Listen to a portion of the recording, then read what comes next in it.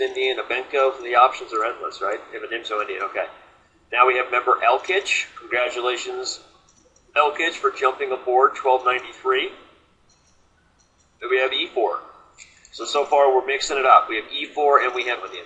But we'll see what happens. Okay, E4, E5, Knight F3, no King's Gambit today, right? No, keep your King's Gambit in your, keep it in your, what can I say that's appropriate, not offensive. Keep it in your mind. Don't play the King's Gambit. Kidding. Okay. Everyone here? Everyone here excited to be here? If you have a chance to play Timur, then good luck to you. Make sure that you listen to every word I say on the simul, because I am not going to try and throw you off. Well, here we have a mainline Nimzo Indian. Here, black has played b6 on move 2, which is unfortunately not a good move, simply giving up the e5 pawn. Maybe there's going to be a chance to win the pawn back if knight takes, queen e7, d4, and something like d6, possibly, although even bishop b5 check there potentially holds on to the pawn for white. So I think b6 is just going to be a blunder of a pawn. So too bad for Elkic. Probably a beginning level chess player, doesn't quite know opening theory yet. You should go watch everything you need to know about the opening and then other great videos we have on the opening. Go ahead and check those out there, buddy. Here we have, okay, moving on to the game with Elkic. f6 was played, which looks at first like it could have been met with queen h5 if you're out there and you're thinking, why didn't he play queen h5? Well, I think the problem is that after queen h5, black is not going to move the king and allow knight f7, but play g6. And if you play knight takes g6, trying to take advantage of the pin on the rook, black can play, after knight takes g6, black can play queen takes e4 with check, forking the king and the knight. So queen h5 check is actually not the best approach. Though again, so after knight f3 and he develops, the real issue here is that black is going to be sacrificing more than just a pawn. He's sacrificing development, which of course is going to lead to the king being in the center longer than he wants to, and things just get worse. When you put a queen in front of a minor piece, it's usually the beginning of a very bad chain reaction. Okay, it's like the old lady who swallowed the fly, which is just essentially meaning that the old lady blocks the bishop, who blocks you from getting castled, which leaves the king in the center, and one bad thing leads to another. The moral of the old lady who swallows the fly, I believe, is 2 wrongs don't make a right. Somebody go ahead and look that up for me. Let's go back to Elkic, the other one we haven't looked at in a while. This doesn't look good.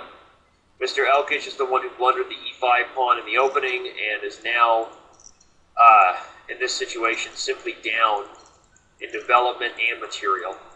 He castles long, which is the right decision. Probably the best thing he could have done, given the circumstances of blundering the pawn and blocking his development. And so getting castled long was a heads-up play.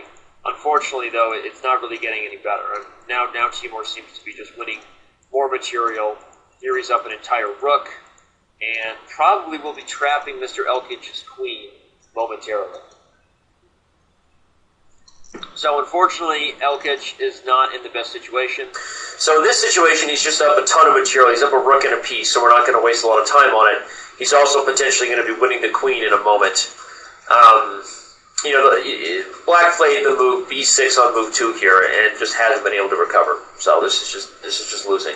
Down pawn, and then the development is awkward on top of that. So not a great thing to happen to Mr. Elkic. All right, this one is as predicted. The queen was eventually trapped over there on the edge of the board. We can replay and see what happened for kicks and gigs. White played the move knight to b5 and then knight to d6 check, which leads to this. And the queen falls after rook to c6 check. So this game is just completely over. Red rover.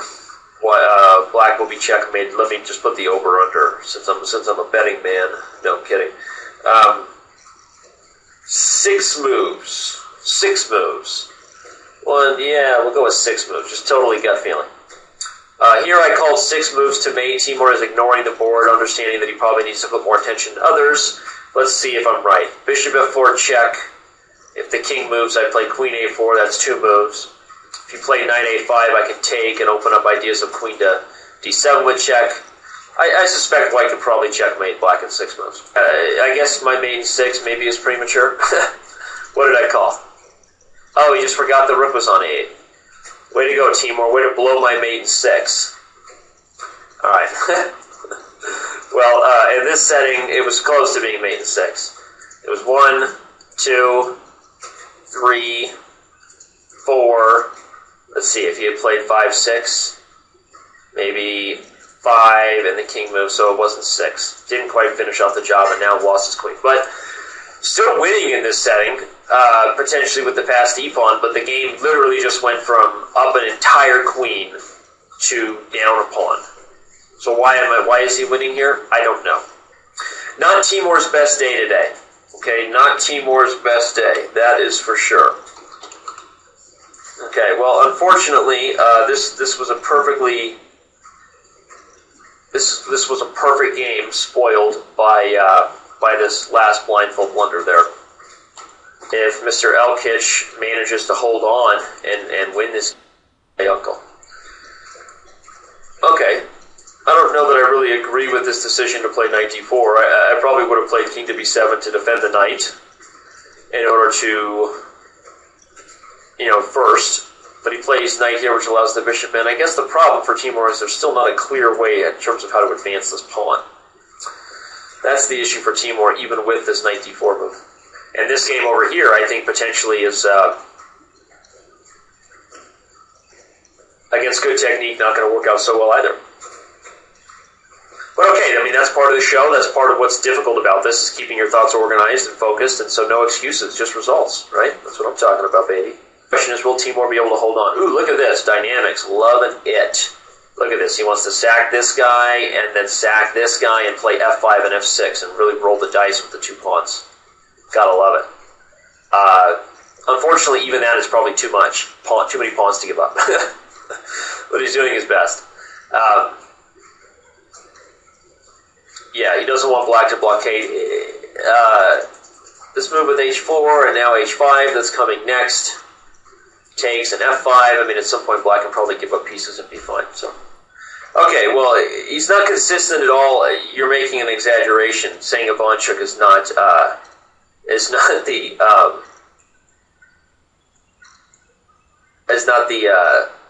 consistent. I mean, he's, oh wow, Elkic blew this one, huh? Timur's gonna win. If you put him against 2650 to 2700 competition, he's pretty consistent, and that's why he is what he is. I mean, yes, he has his lapses, and he's definitely a little bit of a wild card, if you will, right? He can be a little crazy, right? Chucky's I like to call him the honey badger of top chess, Chucky. Doesn't give a bleep, right? But yeah, he's a genius, and so he's just a little bit more of a wild card. But when he's playing well, I mean, he's been arguably one of the best players in the world who never really could be consistent enough to compete for the title. I mean, you're right about that. He was never consistent enough when it mattered to be a real candidate for the World Championship. In fact, I don't ever think he never played a World Championship match, like a one-on-one match, even though he's been, in the top 10 in the world for 20 years, right? He's just so you're right about that, I guess. A little bit of inconsistency. It's a good point. Well, Timur managed to win this one, so where did Elkic blunder? He played d4 here and then took. This is all fine, I guess. Oh, well, he just blundered the knight there. It was fine. Okay, overreaction here, I guess. An overreaction, potentially, to this threat of bishop f4. What would I do here? What would I do here?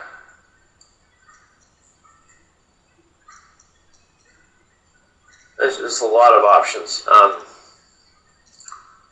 Even if you play bishop to d6, like if you play f6, then like h4, you take, and then h3, and you play f7, you're not really threatening the queen yet. I play h2 over, maybe then d3, and if your queen takes. I wonder if black could just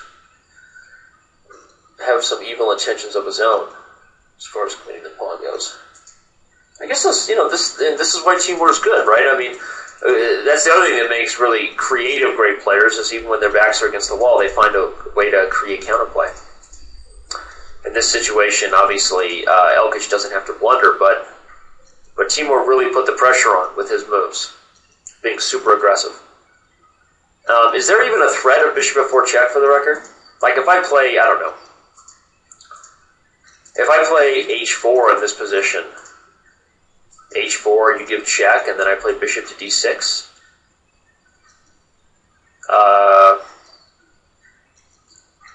I don't know exactly where the threat is. So, even like if h4 check, bishop d6 takes, if you trade everything, like I'm catching your pawns in time. I'm catching your pawns in time, and you can't catch all my pawns. So I wonder if he was okay in a line like that. But I guess even this situation, still tricky. No, this has got to be winning. Just e7 now, make him give up the bishop, right? And then the threat is to just advance. So here for Timur. And what is he trying to do? Put black in some sort of zugzwang? I don't know if Timur's... Why not just push? And if the king tries to come up, give some sort of check, and then... Okay, I guess he has to be a little careful. Oh, this is interesting, actually. If the king moves, he'll play king f4, and if the king moves further, now f6 is just winning, right? And if the king moves and king f4, the only other moves is just to start giving up the pawns. So actually, pretty nice technique from Timur, to be honest, overall. Because he was losing this game down a piece not more than a few moves ago. You know, I think his opponent... I said I criticized this decision to play this move knight to d4, and I don't go back on it. There was no reason to allow the bishop to anchor in here with the pawn. You know, of course, you didn't really deserve to win the game anyway, but play the move king to b7, and then play bishop to d6 to blockade any checks, and then bring the king around.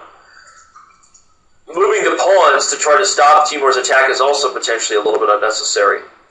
I guess he didn't like the idea of Timur establishing the pawn to f5, so I understand that, but he's already wasting time with the knight anyway. And here, of course, the position should still be okay for black. Wait, Timur was never down a piece. I guess the position was even material, but down a pawn, so...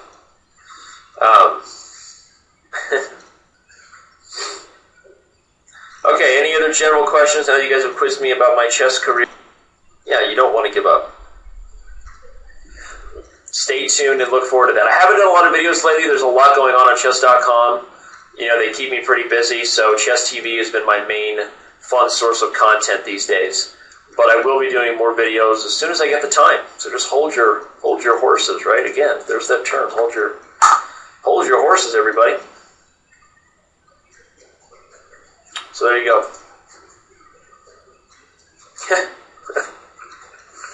Please name the video exactly that. I wish I could. That name actually was funny. Funny story about that. About where that name came from. But won't say it on here. Do I give private lessons? No. I do not give private lessons anymore. Because I am too busy. I had a lot of students at once, but no way. And if I did, I would charge at least $100 an hour. But yes, I would love to give private lessons, just don't do it anymore. Okay, very nice finish by Timur, cleaning it up.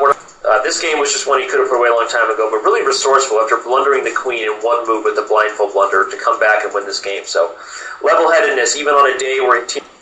Hey, Timur. Hey, how's it going? Tough day today, man. But hey, you hung in there against this Elkic character. Even after blundering your queen with the blindfold blunder, you managed to come back and win. So I was telling everybody, it really showed some good resourceful, cool-headedness. You know, obviously you didn't have your best chess today. Well, you know, against Elkic, you know, it was you know, I was completely lost. You know, I was winning so much stuff that I took the rook on the 8 as well. You know, so I think that spot where I had the fork, you know, I thought I took both the rook and the bishop. You know, right. But yeah, so some rough games out there. You know, some rough battles.